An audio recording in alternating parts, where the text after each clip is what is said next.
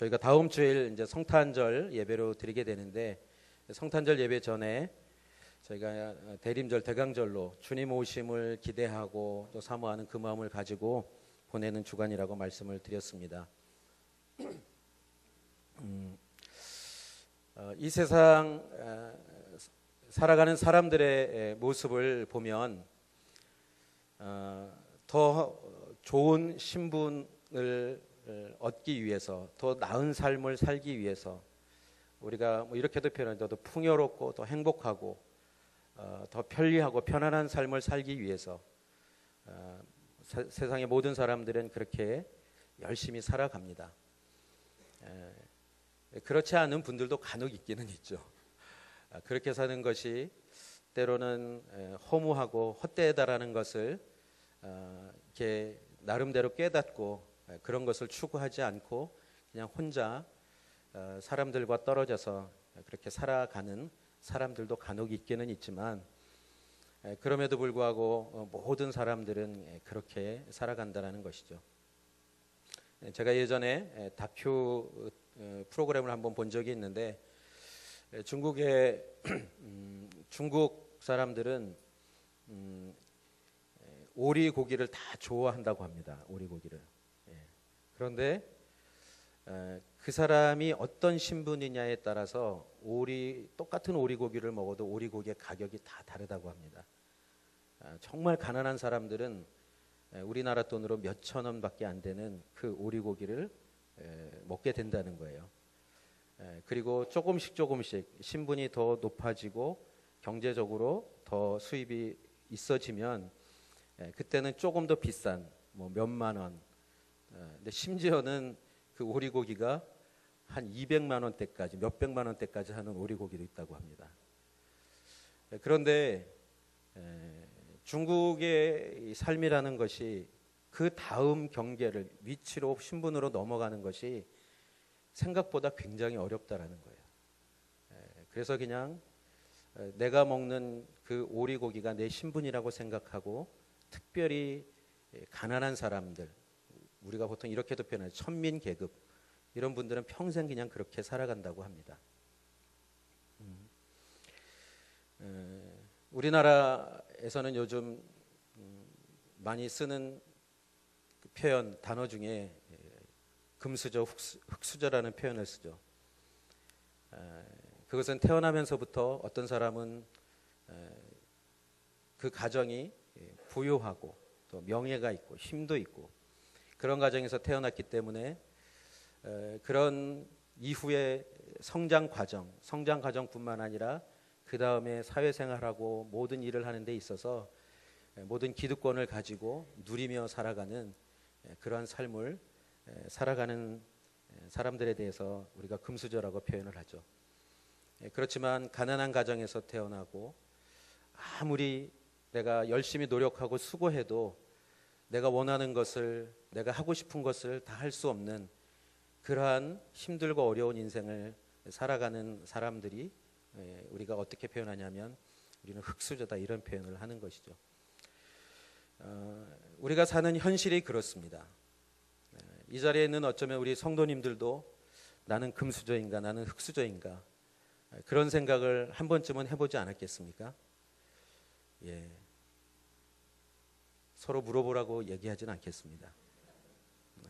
그렇지만 우리가 사회에서 일어나는 일들, 또 그 일들을 우리가 듣고 또 그런 얘기들을 함께 이렇게 나누면서 나는 어떤 사람인가, 나는 어떤 삶을 살고 있는가, 그런 생각을 우리는 하게 되는 것이죠. 그래서 세상 사람들은 좀 시작하면서 말씀드린 것처럼 내가 좀 더 좋은 신분에서 살게 되고 더 많은 것을 누리며 내가 하고 싶은 것을 하며 살아가고 싶은 그것을 위해서, 내가 비록 가난한 가정에서 태어났고 없는 가정에서 태어났다면 그것을 이루기 위해서 정말 목숨 걸고 공부하고 목숨 걸고 일하는 그런 삶을 살아가는 사람들이 있습니다. 그리고 내가 그렇게 살았기 때문에 내 자녀들은 그러한 삶을 살지 않기를 바라는 마음에서 부모들은 자녀들을 또 어떻게 하나요? 우리는 그 현실을 너무도 잘 알고 있죠. 공부를 못하면 못 살 것 같고, 공부를 못하면 어떻게 해요? 늘 흙수저로 살 수밖에 없을 것 같은 그 현실을 우리가 보면서 자녀들에게 끊임없는 공부의 스트레스를 사실 주지 않습니까? 너 공부 못하면 어떻게 되는지 아냐고. 예. 그렇지만 예수님이 이 땅에 오신 그 사건은, 예수님의 탄생은 이 세상에 갖고 있는 그 가치, 이 세상이 추구하는 그 모든 것들에 대해서 그렇지 않다라는 것을 말씀하셨을 뿐만 아니라, 그리고 실제로 그러한 삶을 살아갈 수 있다라는 것, 세상이 추구하는 것을 쫓아가지 않아도, 세상이 가치 있다고 여기는 것에 대해서 목숨 걸지 않아도 얼마든지 자유하며, 얼마든지 행복하게, 얼마든지 기쁘게, 그리고 진정한 생명 가운데 살아갈 수 있다라는 것을 보여주시기 위해서, 그리고 그것이 사실이라는 것을, 진리라는 것을 보여주기 위해서 예수님이 이 땅에 오셨다는 것입니다. 여러분, 이걸 믿으십니까?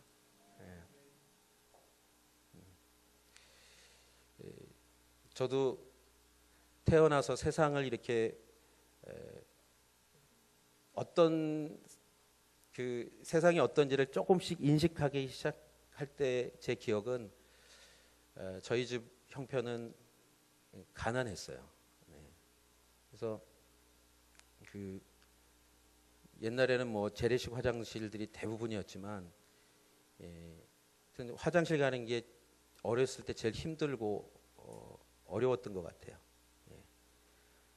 뭐 굳이 구체적으로 표현하면 다 어려워하실 테니까. 네.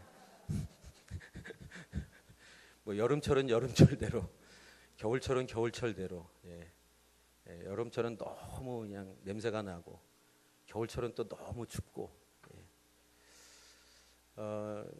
그래서 좀 잘 살았으면 좋겠다. 어린 마음에도 이런 집이 아니라, 이런 생활이 아니라 잘 살았으면 좋겠다.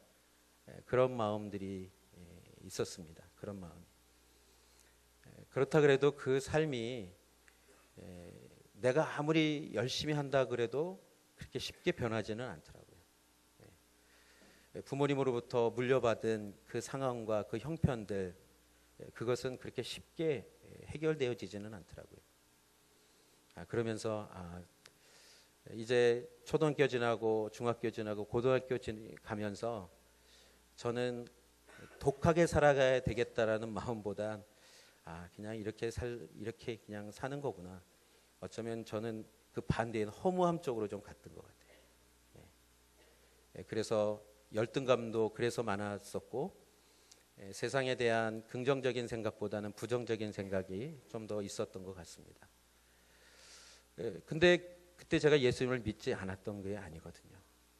예수님을 분명히 믿었고 구원에 대한 확신이 있었음에도 불구하고 세상을 바라보는, 세상에 대한 시각은 힘들고 어려운 시각이 훨씬 많았던 것을 기억합니다.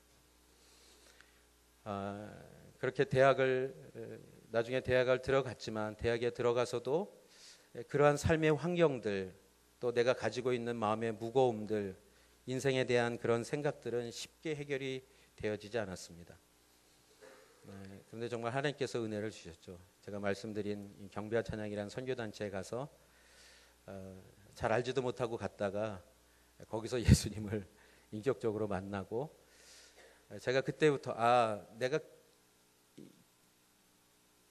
나라는 존재가 정말 복된 존재구나, 정말 가치 있는 존재구나. 이 세상이 얘기하는 것들이, 이 세상에서 추구하는 그 모든 것들이 내 인생을 좌지우지할 수 없는 거구나. 예수님이 내 안에 계시기 때문에, 예수님 때문에 내 인생은 가장 복되고 영광스러운 인생이구나. 그게 예전에 들어보지 못하지 않았을 때, 분명히 들어봤을 텐데 그게 내 안에 이렇게 딱 믿음으로 자리를 잡지 못했었던 것 같아요. 그런데 예배하면서 하나님을 예수님이 인격적으로 만나고 난 이후에 그래서 어쩌면 살아가는 어떤 일들을 위해서 막 그렇게 애쓰고 수고하고 그러한 삶에 대한 생각들보다는 내 삶을 어떻게 하나님께 정말 드리며 살아갈 수 있을까. 그래서 그 자연스럽게 선교단체에서 사역하게 됐고 또 사역하면서 신학을 하게 됐고 그 이후에 지금까지 이렇게 또 주님께서 부르신 이 목회의 일을 감당하게 됐습니다. 여러분, 그 사건이 예수님이 이 땅에 오신 사건이 저에게만 있었던 사건이겠습니까? 그리고 어떤 한 사람만을 위해서 온 것이겠습니까? 이 땅의 모든 영혼들을 위해서 주님이 오셨다라는 것이죠. 사실 예수님이 이 땅에 오신 오실 그 사건을 700여 년 전에 예언했던 이사야는 예수님이 어떤 가문에서 태어날 것인가, 그리고 그 가문은 어떤 가문인가 라는 것에 대해서 예언을 했습니다. 그리고 실제로 예수님은 이 땅에 태어나실 때 정말 가난한 가정에서 태어나셨어요. 아버지는 목수였고 그 당시에 목수라는 직업은 가난한 직업이었습니다. 1절 한번 같이 보겠습니다. 1절 이새의 줄기에서 한 싹이 나오고 그의 뿌리에서 가지가 돋아나 열매를 맺을 것이다. 여기 이새의 줄기에서 한 싹이 나오고 그의 뿌리에서 가지가 돋아나 열매를 맺을 것이다. 이새라는 인물은 누군지 잘 아실 것입니다. 다윗의 아버지죠. 성경에 몇 번 나오지만 중요한 인물이 아니라는 것에 대해서 우리는 성경을 통해 볼 수 있습니다. 특별히 뭘 했다라는 기록이 없어요. 그리고 그 이새의 가문은 시간이 흘러 물론 다윗이라는 이스라엘의 왕이 그 가문에서 왕이 되었지만 그 이후에 이스라엘이 멸망하고 쇠퇴한 그 이스라엘의 역사 속에서 우리가 신약 성경에 등장하는 그 이새의 가문의 그 요셉, 그는 정말 가난한 가정이었다라는 것을 알게 되는 것이죠. 왜 하나님께서 귀한 예수님을 메시아를 이 땅에 보내신다면 정말 힘 있고 돈 있고 능력 있고 좀 세상 사람들에게 사람들이 볼 때 정말 대단하다 그런 생각을 가질 만한 그런 가문을 왜 선택하지 않으시고 왜 이렇게 가난한 힘이 없는 다 몰락한 그런 가정에서 태어나게 하셨는가? 여러분, 예수님은 이 땅에 오셨을 때 누구를 위해서 오셨는가? 그 누구를 위해서 그 사역을 하셨는가? 그리고 궁극적으로 그 복음과 하나님의 나라를 선포하면서 만났던 수많은 사람들은 어떤 사람들인가? 여러분, 우린 단순히 가난하다, 병들었다 이런 부분에만 생각을 하게 되는데 그것은 누구의 도움이 없이는 살 수 없는 그러한 존재라는 것을 얘기하는 것입니다. 가난하다, 병들었다, 이런 중풍병, 안진뱅이 이런 모든 이 세상에 누군가의 정말 도움과 필요를 채워주지 않으면 온전히 살아갈 수 없는 존재. 여러분, 죄인이 그런 존재 아니겠습니까? 스스로 구원할 수 없는 죄인들, 그 죄인을 구원하실 분은 오직 예수 그리스도 한 분뿐이라는 것. 그래서 예수님을 만났던 사람들은 그 인생의 가장 무거운 짐을 다 내려놓을 수 있었고 진정한 자유와 기쁨이 무엇인지를 경험하게 되었다라는 것이죠.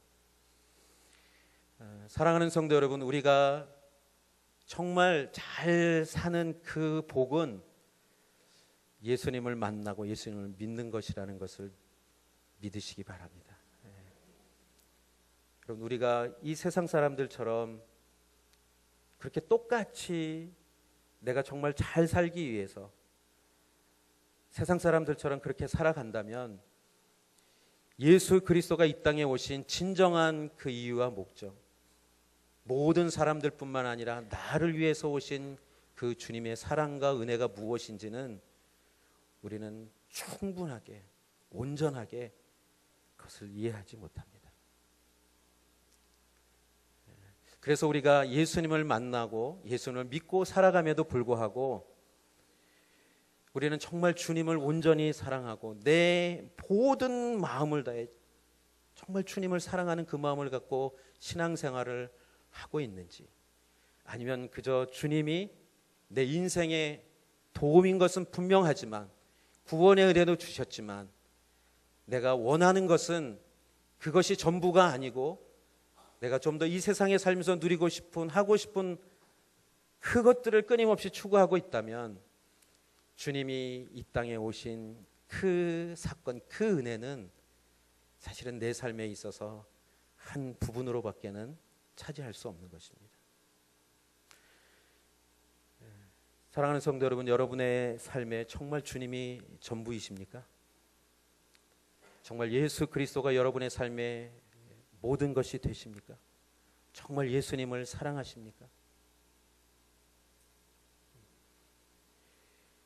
하나님께서 이사야 선지자를 통해서 줄기에서, 이 표현이 우리말 성경은 좀 제대로 번역이 좀 안 된 번역입니다. 그루터기라 그러죠. 나무도 가지도 다 잘려나간 그루터기 임하입니다. 고목 같은 거죠. 고목. 거기서 어떻게 해요? 한 싹이 나온다. 거기서. 여러분, 이거는 어떻게 해요? 불가능한 겁니다. 있을 수 없는 일이라는 거예요. 그리고 그의 뿌리에서 가지가 돋아나 열매를 맺을 것이다. 이것도 있을 수 없는 일이라는 거죠. 그런데 있을 수 없는 일을, 그 불가능한 일을 예수 그리스도께서 이 땅에 오셔서 이루기 위해서 오셨다.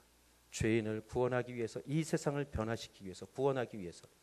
그런데 그분이 오셔서 살아낸 그 삶이 궁극적으로 이 세상 가운데, 우리들의 삶 가운데 어떻게 이루어지고 우리는 그것을 어떻게 누리고 살아가고 있는지, 그 은혜가 무엇인지 우리가 성탄절을 맞이하면서 그것을 다시 보고자 하는 것입니다. 2절 같이 읽겠습니다. 그리고 여호와의 영이 그에게 머물 것이다. 곧 지혜와 통찰의 영, 모략과 용기의 영, 지식과 여호와를 경외하는 영이 그에게 머물 것이다. 우리가 신약 성경에 예수님의 공생의 전의 삶에 대해서는 아주 작게 기록되어 있기 때문에 구체적으로 어떤 삶을 살아내셨는지는 잘 모릅니다. 그렇지만 가난하게 살았다라는 것은 분명할 거예요. 그리고 특별한 교육을 받지 못하고 살았다라는 것은 우리가 분명히 알 수 있습니다. 그런데 예수님이 그 30년의 삶을 이제 새롭게 3년의 삶을 위해서 준비하고 살아가시기 전에 예수님이 첫 번째 하셨던 것이 무엇인가? 세례를 받으시고 그 후에 성령의 충만함을 받고 광야에 나가서 어떻게 해요? 성령의 충만한 가운데 그 40일 금식 기도를 하지 않습니까? 여러분, 예수님은 이 땅에 사시는 동안 어떤 힘과 능력으로 살아내셨는가? 자신의 힘과 능력이 아니라 성령의 충만함과 성령의 능력 가운데 살아갔다라는 것이죠. 그래서 2절은 여호와의 영이, 여호와의 성령이 그에게 머물 것이다. 그 성령이 임했을 때 지혜와 통찰의 영, 여러분, 지혜는 분별하는 것입니다. 무엇이 옳고 그른지, 무엇이 진리인지, 진리가 아닌지, 무엇을 해야 되는지 말아야 되는지, 진정한 목표와 목표가 무엇인지를 분별할 수 있는 그것이 지혜와 통찰의 영 아니겠습니까? 그리고 모략과 용기의 영은 여러분, 분별했다 할지라도, 정말 무엇이 가치 있고 무엇이 진리인지를 알았다 할지라도 그것을 행할 수 있는, 어떠한 반대가 와도 그것을 이루어낼 수 있는 그 영이 모략과 용기의 영이라는 거예요. 예수님이 이 땅에 오셨을 때 예수님이 가야 할 그 길이 어떤 길인지를 한 번도 헷갈려 하신 적이 없으세요. 십자가의 그 길을 가기 위해서 예수님은 오셨죠. 십자가에서 죽으셔야만이, 십자가에서 죽으시고 부활하셔야만이, 그 십자가의 길을 가야만이 어떻게 해요? 하나님께서 약속하신 그 구원을 메시아를 통해서 이루시겠다라는 그 하나님의 계획을 이룰 수 있는 그것을 분명히 아셨기에, 그래서 그 길을 감에 있어서, 분별함에 있어서 헷갈리지 않았다는 거예요. 혹시 이 길이 아닌가? 내가 이걸 계속해 가야 되는 게 맞는 것인가? 이런 생각을 한 번도 하지 않았을 뿐만 아니라 그 길을 갈 수 있는 용기와 그 능력을 가지고 있었다는 거예요. 여러분, 사람들이 아무리 쫓아와도요, 수많은 군중이 예수님을 그렇게 왕으로 삼으려고 그렇게 해도 예수님은 어느 순간 혼자 계셨어요. 예수님을 만난 사람들, 예수님의 그 기적과 이적을 체험한 사람들은 예수님이라면 이 이스라엘을 정말 잘 살게 할 것이다, 우리가 이 잘 사는 나라에서 살 수 있는 그러한 백성이 될 수 있을 것이다. 그래서 막 그런 꿈을 꾸지 않았겠습니까? 심지어는 예수님을 따랐던 제자들도 처음에는 그러한 생각을 갖고 예수님을 따랐던 것 아니겠습니까? 그런데 예수님은 사람들의 그런 영광, 사람들의 소리, 사람들이 꿈꾸는 것, 그것 때문에 헷갈려하지 않고, 심지어는 예수님을 죽이려고 하는 수많은 그 위협 속에서도 그 십자가에 달리시기 전까지는 어떠한 위협 속에서도 그것을 다 용기 있게 이겨내셨다라는 것이죠.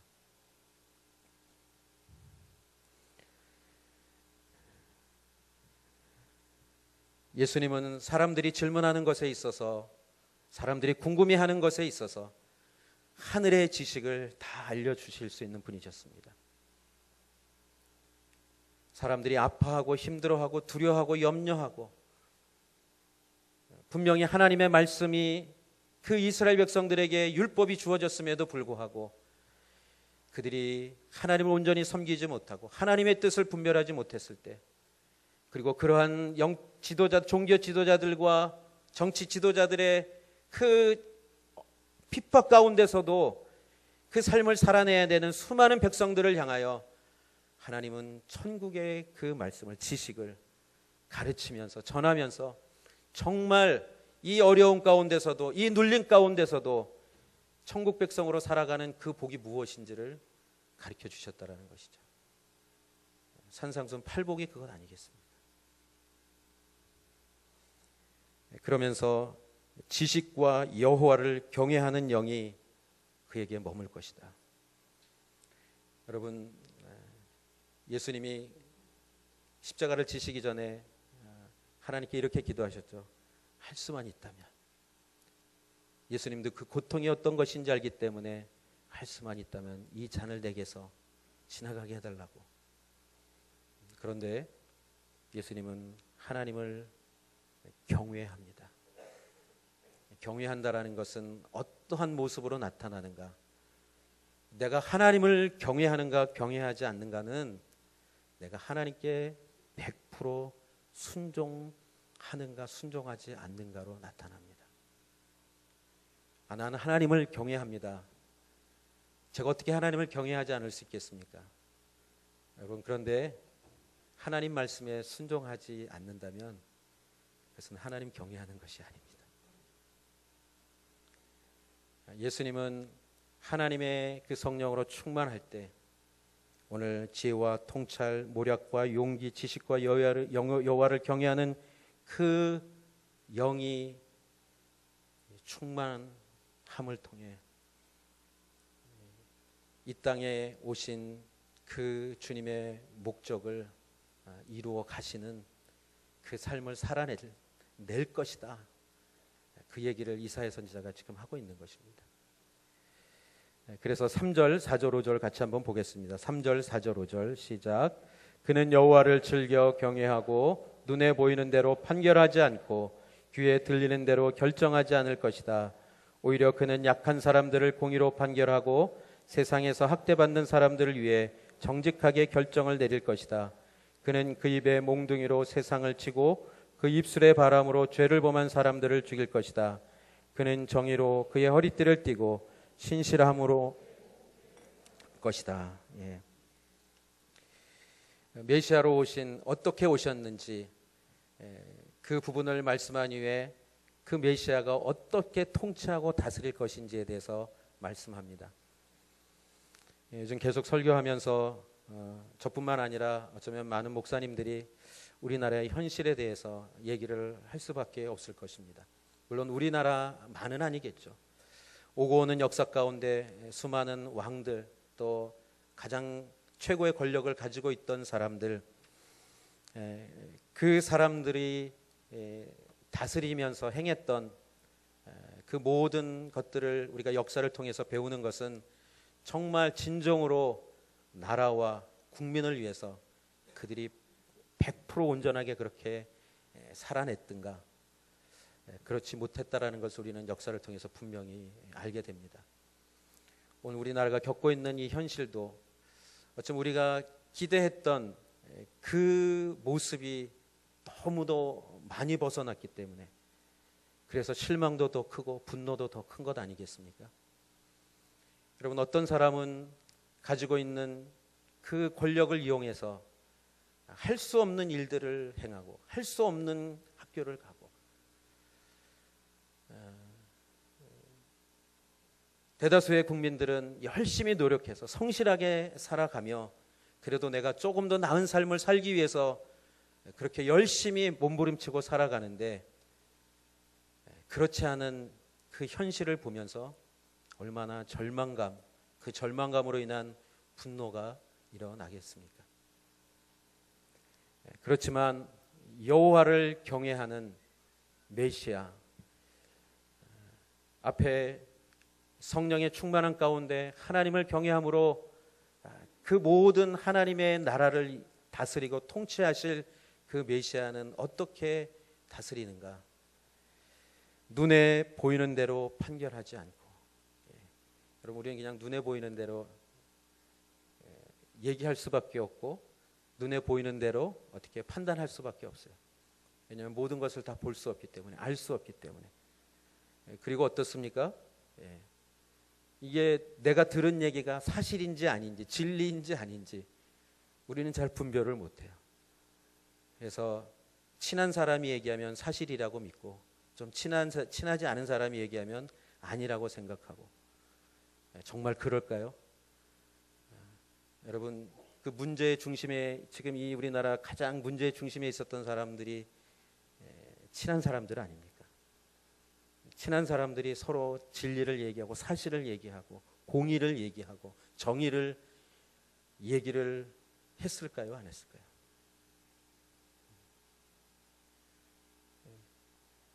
그런데 주님은 보이는 대로 판결하지 않고 귀에 들리는 대로 결정하지 않는다고 말씀하십니다. 여러분, 이게 우리가 주님의 통치한 가운데 살아가는 복이라는 걸 믿으시기 바랍니다. 여러분, 이거 내가 하지 않았다고 얘기하는데 사람들은 다 내가 얘기했다고 얘기해요. 여러분, 그럴 때 마음이 어떻습니까? 미칩니다, 미쳐. 이건 내가 분명히 했는데 사람들은 내가 했다고 전혀 믿질 않아요. 이것도 미치는 거예요, 사실 어떻게 보면. 그런데 어떻게 해요? 주님은 다 아십니다. 다 보십니다. 여러분, 억울할 때가 있다면 남을 억울하게 할 때도 있다는 걸 기억하시기 바랍니다. 우리는 내가 억울하면 막 힘들어하지만 다른 사람을 억울하게 했을 때 그 사람이 어떻게 고통과 눈물 가운데 가는지 우리는 사실 다 알 수 없죠. 그래서 다툼이 있고 그래서 어려움들이 있는 것입니다. 그런데 어떻게 주님께서는 어떻게 해요? 눈에 보이는 대로 판결하지 않고 듣는 대로 결정하지 않는다라는 거예요. 예수님은 하나님을 경외함으로 그리고 지혜와 통찰의 영으로 모략과 용기의 영으로 지식으로 모든 것을 보고 모든 것을 듣고 다 분별할 수 있고 가장 공의롭게 정의롭게 다스릴 수 있는 분이라고 말씀하고 있는 것입니다. 여러분, 그 주님이 내 인생의 주인이 되신다고 우리가 믿는다면, 그래서 이 땅을 살아가면서도 때로는 억울함이 있을 때, 눈물이 있을 때, 주님은 아시죠. 주님은 내 마음 아시죠. 주님은 내 삶을 아시죠. 주님, 저를 불쌍히 여겨주시고 도와주십시오. 주님은 공의로우신 분이십니다. 그래서 5절에는 이렇게 기록하지 않습니까? 그는 정의로 그의 허리띠를 띠고 신실함으로 그의 몸띠를 삼을 것이다. 약한 사람들을 공의로 판결하고 학대받는 사람들을 위하여 정직하게 결정을 내릴 것이다. 여러분, 세상은 어떻게 해요? 유전 무죄, 무전 유죄라고 왜 사람들이 얘기합니까? 제가 가만히 보니까 정말 우리 세상에, 우리가 살아가는 이 세상은 그렇겠더라고요. 이게 돈이 좀 많으면 그 돈을 가지고 이게 어떻게 뭐 일을 막 이렇게 만들어요. 드라마를 보면. 그게 우리의 현실이라는 거예요. 여러분들이 안 해봐서 잘 모르시는 것 같은데요. 드라마를 보시면 그게 현실이고 사실이라는 것입니다. 그래서 사람들은 내가 원하는 대로 하려고, 심지어는 내가 잘못했을 때도 그것을 잘못하지 않은 것으로 만들기 위해서 자꾸 권력에 가까운 쪽으로 가는 거예요. 여러분, 그렇게 하다 결국은 터진 거 아니겠습니까? 그런데 주님은, 우리의 왕이신 주님은, 우리를 다스리시는 그 주님은 그러한 일이 없다라는 거예요. 그래서 6절부터 8절까지 그러한 세상이 어떠한 세상인지 말씀하고 있습니다. 우리 6절부터 8절까지 한번 읽겠습니다. 시작. 늑대가 어린 양과 함께 살고 표범이 새끼 염소와 함께 누우며 송아지와 어린 사자와 살찐 짐승이 함께 있는데 어린아이가 그들을 이끌고 다닐 것이다. 암소와 곰이 함께 풀을 뜯고 그 새끼들이 함께 뒹굴며 사자가 소처럼 짚을 먹을 것이다. 젖먹이가 독사의 구명 곁에서 장난하고 어린아이가 뱀의 굴에 손을 넣을 것이다. 아멘. 여러분, 이 그림이 그려지십니까? 이런 나라가 있을까요? 이런 세상이 있을까요? 하나님이 통치하는 세상은 이러한 세상이 될 것이라고 성경은 분명히 말씀합니다. 여러분, 여기 보세요. 늑대하고 어린 양하고 어떻게 함께 살겠습니까? 여러분, 늑대 같은 남편과 어린 양 같은 아내가 어떻게 함께 살 수 있겠어요? 예수님이 다스리는 가정은, 부부는 가능하다라는 거예요. 여러분, 우리가 다 발톱을 숨기고 있어서 그렇지, 여러분, 내 발톱을 정말 드러내면 우리가 어떻게 살겠습니까? 근데 우리가 발톱을 드러내지 않을 수 있는 것, 내가 늑대가 아니라는 것을 끝까지 감추고 살 수 있는 그 은혜는 뭘까요? 예수님이 나에게 어떤 분이신지, 나에게 어떤 은혜를 주셨는지, 나에게 어떤 사랑을 베푸셨는지, 그래서 내가 어떤 삶을 살아가야 되는지. 여기 9절에 보면 여호와를 아는 지식 그랬는데 이게 무엇일까요? 하나님을 경외하는 거예요. 예수님이 하나님을 경외함으로 하나님의 영에 붙들려 순종함으로 살아냈던 것처럼, 여러분, 우리가 그 하나님을 아는 지식, 하나님을 경외함으로 예수님이 이 땅에 살아내셨던 그 예수님을 따라가는 그 제자의 삶을 살아낼 때, 하나님 말씀대로 순종하며 살아갈 때, 내 이웃을 내 몸과 같이 사랑하라고 말씀하시고 내 형제를 위해서 내가 기꺼이 모든 것을 내어주고, 여러분, 그러한 삶을 살아내는데 죄악된 본성을 가지고 살 수밖에 없는 우리에게 남의 것을 더 취해야만이 더 기쁘고 행복한 삶을 살아갈 수 있다고 그렇게 끊임없이 얘기하는 그 세상 속에서 그렇지 않다고 하시는 주님의 말씀에 순종하며 살아갈 때, 여러분, 늑대와 어린 양은 얼마든지 같이 살 수 있는 것입니다.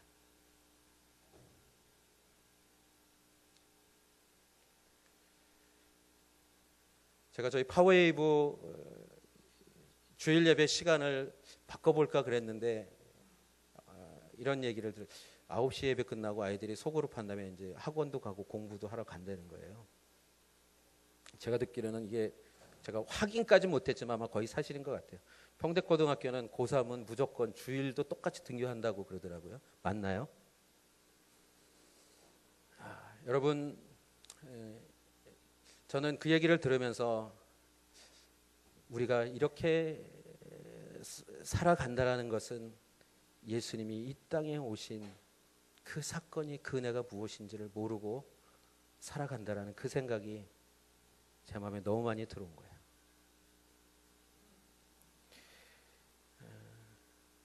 우리 중고등학생, 초등학생 자녀를 둔 부모님들, 우리 성도님들은 제가 이 얘기할 때마다 혹시 나중에 제가 총 맞는 거 아닌가 그런 생각을 할 때가 있는데 눈총입니다. 사랑하는 성도 여러분, 우리가 정말 이 세상을 주님의 나라로 주님이 이렇게 말씀하신 이 세상을 만들어 갈 수 있는 그 일은 어떻게 이루어지겠습니까?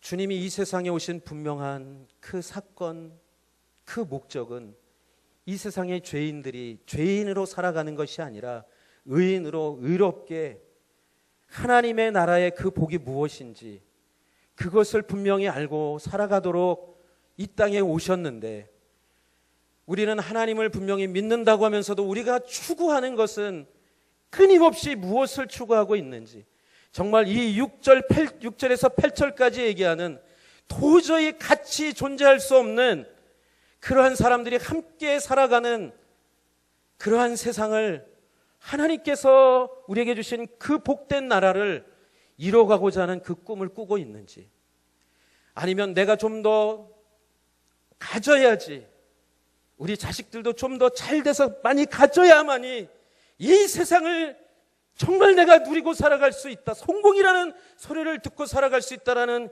그 마음을 갖고 살아간다면, 여러분, 오늘 하나님께서 예수님을 통해서 이루어가기 원하시는 이 나라는 여러분 이루어질 수 없는 겁니다.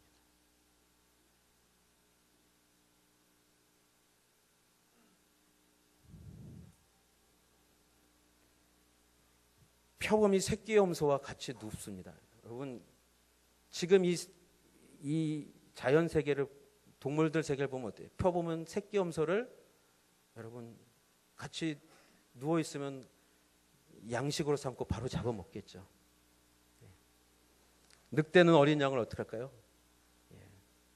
맛있게 먹을 것입니다.